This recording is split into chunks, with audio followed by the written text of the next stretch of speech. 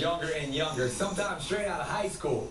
It might be time for the teens to start scouting preschools. Check this out. Ladies and gentlemen, standing in at about 2 feet 4 inches, hailing from the great state of Kansas, the baby baller, Titus Ashby. In 2013, 2-year-old Titus does a full court press on the public with his ridiculous trick shots. The diaper dandy does it all.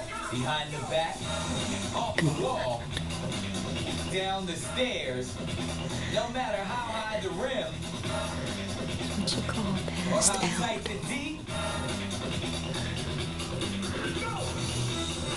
it won't be denied. Titus is a slam dunk with internet viewers, scoring millions of hits and winning over fans worldwide. The kid's got a jumper. As a child, taking those training wheels off can be pretty scary. Our next youngster overcomes his fears and inspires millions during the viral ride of a lifetime.